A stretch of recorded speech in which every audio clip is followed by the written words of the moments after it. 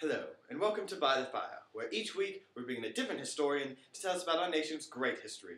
I'm Eric Walsh for the Oxford Student News newspaper. Now, this week we have a great guest. Mr. Smith is a scientist at the Napoleonic Wars division of the National Museum of Britain. So, Mr. Smith, welcome. Pleasure to have you. Thank you for... Please sit down. All right, Mr. Smith. So, everyone knows about the Napoleonic Wars. We don't really like Napoleon too much. We kind of think he was short and kind of PO'd that he was short. But, would you like to tell us about some of the tensions and social conflicts that arose from the Revolution and Napoleonic Wars following, and how they affected Great Britain? Well, you see, during the French Revolution, several of the radical ideas indeed caused tension because several of the leading people in Great Britain feared that these changes that were occurring in France were too radical, and that several of these ideas would spark even a revolution in Great Britain as well. In fact, in Ireland in 1798, there was indeed an uprising, which was brutally suppressed, but that just shows that, illustrates the level of tension that there was between caused by these revolutionary ideas, and they in fact carried over into the Napoleonic Wars as well. Oh, good. And one important naval battle I've heard is the Battle of Trafalgar. Can you talk more about that? Well, yes, I can. In fact, I actually brought a video, so great. Let's watch.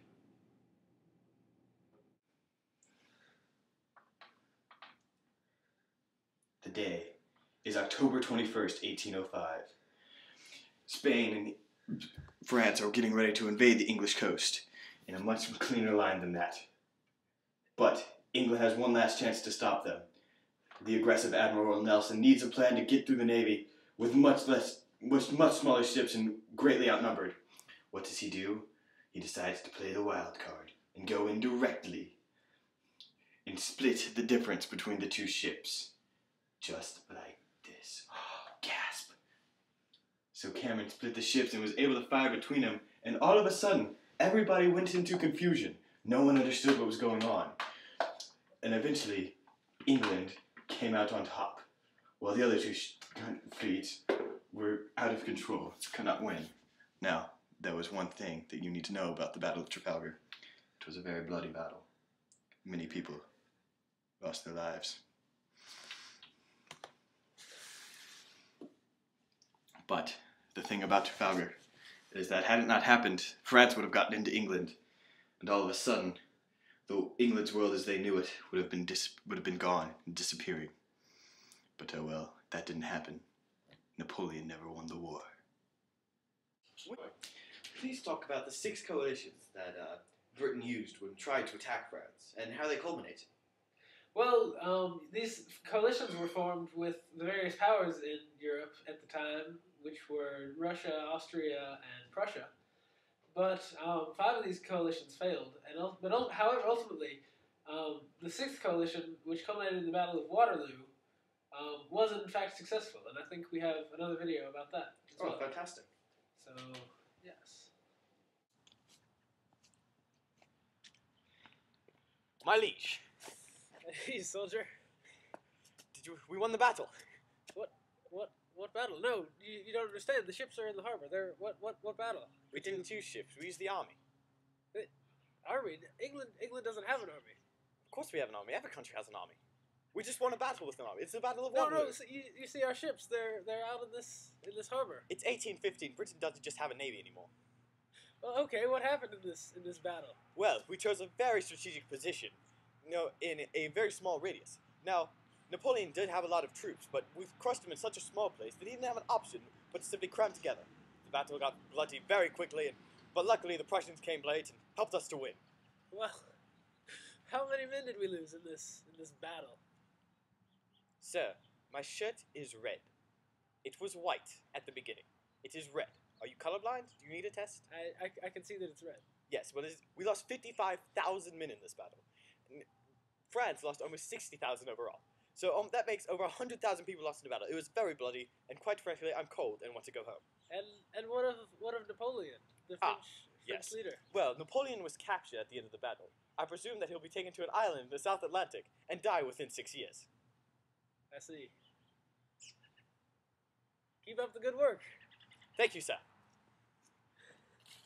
Thank you, Mr. Smith. That was very insightful. Now, final question. You've been very great today. Could you talk to us about the Vienna Compromise of 1815 and what it did to end the war? You know, I can. I have one final video about that. So let's see what it has to say.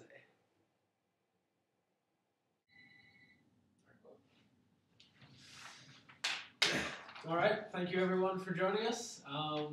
We are here at the Vienna Conference to divide up France. Great Britain, is there anything that you would like in particular? Yes, there is. While we were fighting, Napoleon kept trying to block off Britain's trade routes to the mainland. I don't like that. Sure. It's not fun. It's very hard to get food to your nation I can see when that. they're blocking it off, and I don't want that. So, if we could get trade back between Britain and mainland Europe, that'd be fantastic. I'd really appreciate it.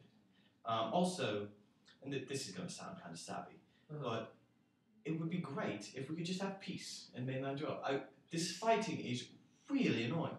It's just... I couldn't agree more. I mean, it's just like, oh, we're fighting another war today, you know?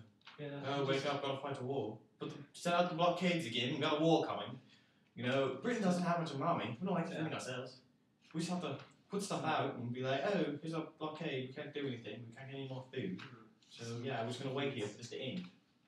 You know, I think we can pull that off. I think we can probably have peace for a little while. All right, that's fantastic. I look forward to it. Excellent. Now, next, Austria, what would you like?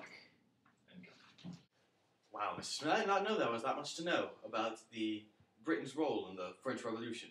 It is great that you came. Thank you so much for coming. As I said, this has been By the Fire for the Oxford Student News Network. I'm Eric Walsh, and we hope to see you next week.